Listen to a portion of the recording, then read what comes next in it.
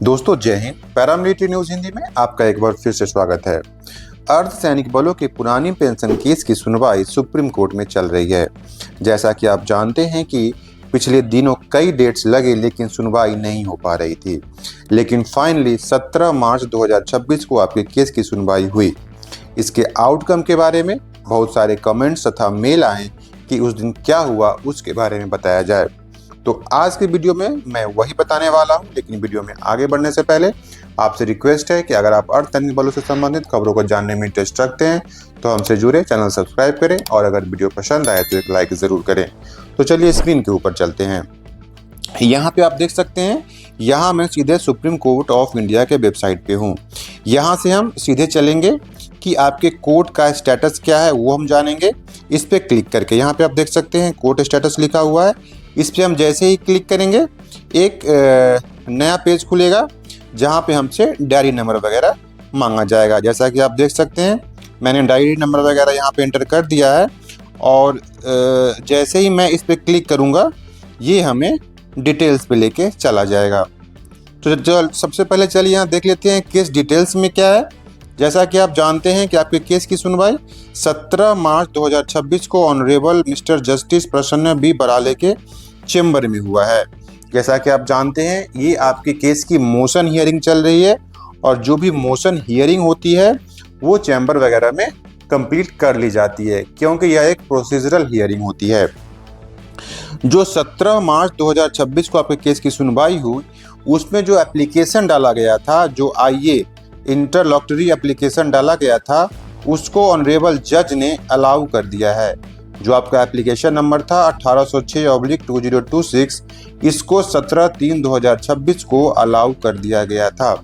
अब आप कहेंगे ये आईए क्या होता है? ये एक इंटरलॉक्टरी एप्लीकेशन होता है जो मोशन हियरिंग होता है उसके बीच में अगर कोई डायरेक्शन लेना हो तो उसके लिए ये एप्लीकेशन डाली जाती है।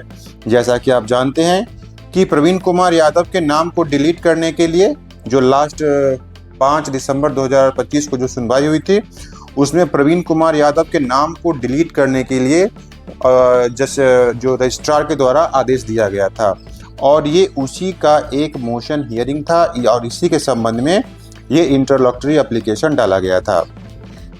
अभी क्या हुआ कि आपका 17 मार्च 2026 को ये हियरिंग कंप्लीट हो चुकी है और जो प्रवीण कुमार यादव का नाम को डिलीट करने के लिए जो एप्लीकेशन डाला गया था उसे ऑनरेबल जज ने अलाउ कर दिया है। और जो नेक्स्ट टेंटेटिवली जो डेट लगा है जो कंप्यूटर जनरेटेड है वो 25 मार्च 2026 है।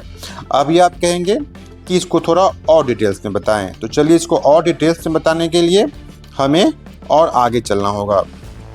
आप यहाँ पे देख सकते हैं, ये देखिए लिस्टिंग डेट्स। अभी चलिए यहाँ मैं समझाता हूँ। जैसा कि आप जानते हैं कि जो आपकी लास्ट हियरिंग होने वाली थी वो 23 फरवरी 2026 को आपके केस की हियरिंग होने वाली थी। कहाँ पे? ये चैम्बर में होती, ऑनरेबल जस्टिस उज्ज्वल भुयान के चैम्बर में। लेकिन उस दिन किसी कारणवश वो सुनवाई नहीं हो पाई। जो आपका एप्लीकेशन नंबर था 1806/2026 वो आपका किसी कारणवश सुनवाई नहीं हो पाई और इसी केस को 17 मार्च 2026 को फिर से रीलिस्टिंग किया गया और इसका लिस्टिंग ऑनरेबल जस्टिस प्रसन्न बी बराले के चैम्बर में हुआ। ठीक है, और देखिए यहाँ पे यही सेम ही आपका यहाँ पे ये एप्लीकेशन नंबर है और फिर ऑनरेबल जज ने जो अपना रिमार्क्स दिया है कि आईए अलाउड एप्लीकेशन नंबर 1806/2026। तो इस प्रकार से जो आपका केस का सुनवाई था वो जो एक हर्डल था प्रवीण कुमार यादव के नाम को डिलीट करने वाला जो हर्डल था वो हर्डल आपकी केस ने पार कर लिया है। लेकिन सबसे बड़ी बात, बहुत सारे कमेंट्स आते हैं कि इस केस में कुछ नहीं होने वाला है। तो मैं आपसे कहूँगा कि जो लोग ये केस लड़ रहे हैं कम से कम आप उनका मनोबल ना तोड़ें। वो लोग वही लोग हैं जो इस केस को यहाँ तक लेके आए हैं ताकि आपकी उम्मीदें कुछ जिंदा है। तो आप पॉजिटिव रहिए और जो लोग भी इस केस को लड़ रहे हैं उनके लिए आप कम से कम हौसला तोड़ने वाली बात तो बिल्कुल ना करें, क्योंकि उन्हीं की बदौलत ये केस आज जिंदा है। तो ये एक बड़ी अपडेट थी।